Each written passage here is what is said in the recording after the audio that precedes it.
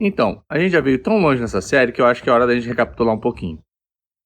A gente viu a programação imperativa, que consiste em você descrever os passos que você precisa para a execução do seu programa, e esses passos vão alterando o estado do programa. E nós vimos a programação declarativa, onde você declara o seu conjunto de verdades e faz perguntas ao programa para conseguir o resultado que você espera. Há dois tipos de programação declarativa: a funcional, que a gente já viu, e a lógica. Ambas são baseadas originalmente no cálculo lambda de Alonso-Church, mas a programação funcional é muito mais fiel ao cálculo lambda do que a programação lógica. Na programação funcional, a gente declara funções e pergunta o resultado dessas funções dados determinados parâmetros.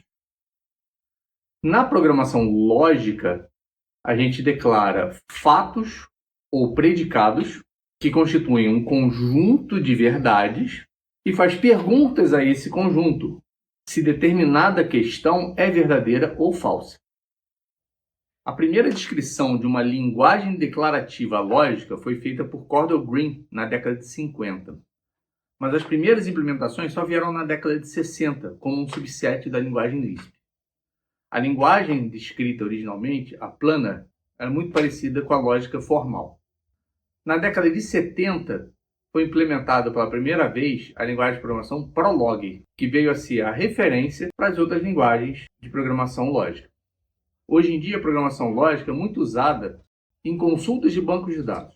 Ela se aplica muito bem, mas ela não se limita a isso.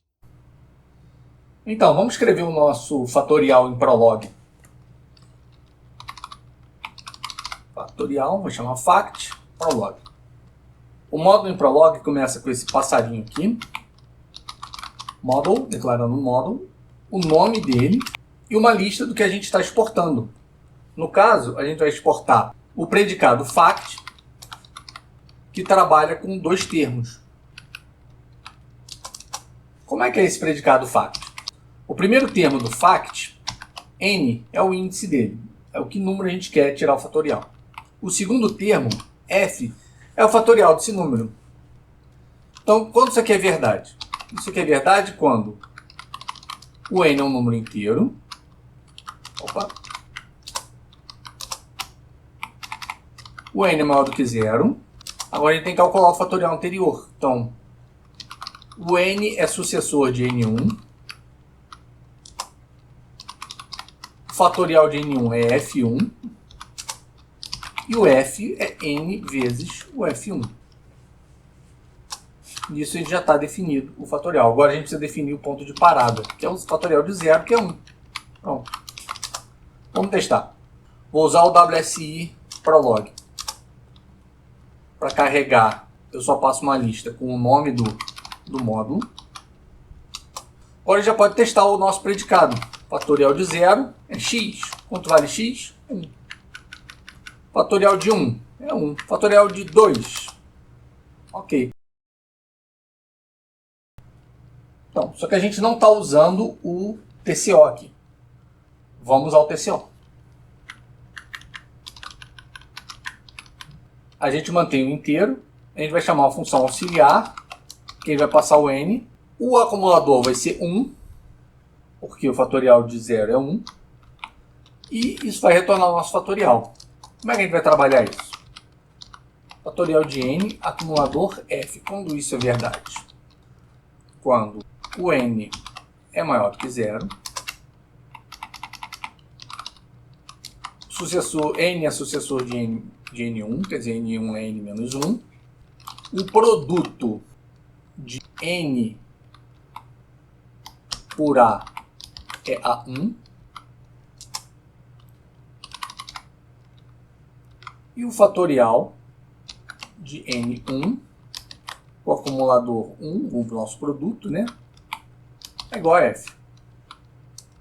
E vamos colocar o fatorial de 0, né? O fatorial de 0 a gente é igual ao acumulador. Só que esse produto não existe, então vamos criar ele. Produto de A por B. Produto é A vezes B. Vamos lá.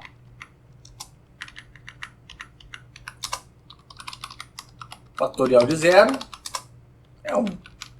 Fatorial de 5 é 120. Vamos tentar um número muito grande. Fatorial de 1000. Temos um número muito grande imediatamente, porque o TCO funciona.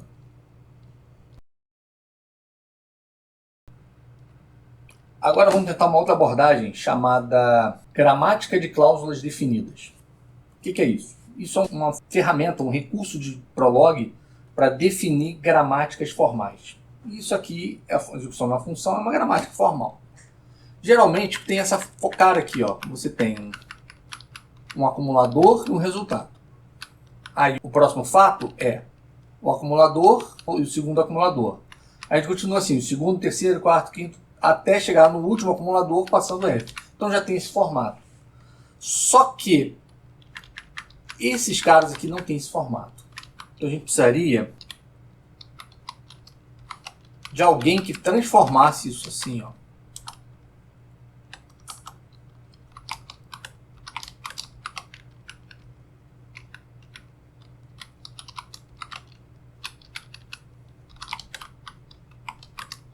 Para passar o acumulador. Vamos deixar assim por enquanto, esse cara não existe. Então, como é que é a sintaxe do DCG? A gente vai remover esses caras aqui, vai mudar a nossa setinha e vai remover eles também de todos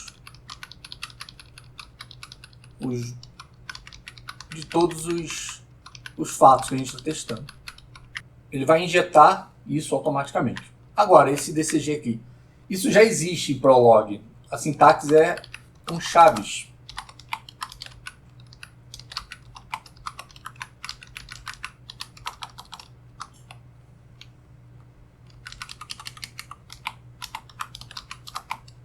Pronto. Vamos ver funcionando agora.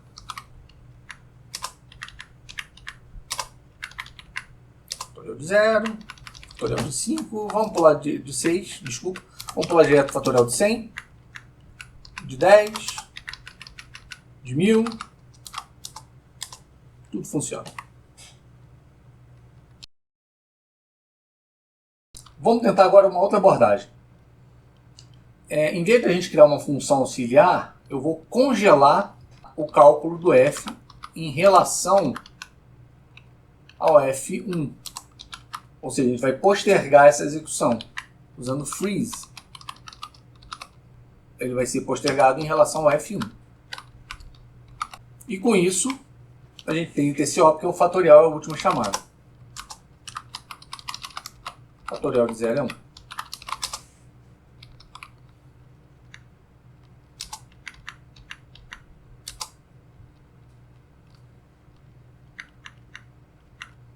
Fatorial de 0, fatorial de 5, fatorial de 1000.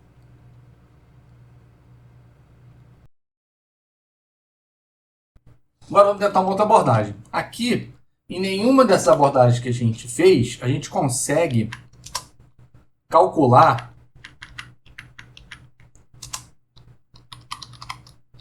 qual índice retorna um determinado fatorial. Por exemplo, quem retorna 1? Ele só retorna 0. Não é sempre que funciona. Para a gente fazer isso funcionar, a gente vai usar programação lógica de restrição em domínios finitos, que é dada pela biblioteca Library CLPFD. Então a gente vai usar as instruções do CLPFD. Essas duas instruções aqui, integer n e n maior do que 0, vão virar n tralha maior do que 0. Esse suck aqui vai virar n tralha igual a n1 tralha igual a n menos 1. Esse freeze aqui vai virar f tralha igual e o resto fica igual. Vamos lá. Agora ele nos dá todos os resultados. Se eu pedir aqui 120, olha lá. Se eu pedir 720, é o 6. Então, a gente ganha esse poder, além de estar usando ainda o TCO. Então, essas foram algumas formas de você implementar o fatorial em Prolog, que é a linguagem de referência para programação lógica declarativa.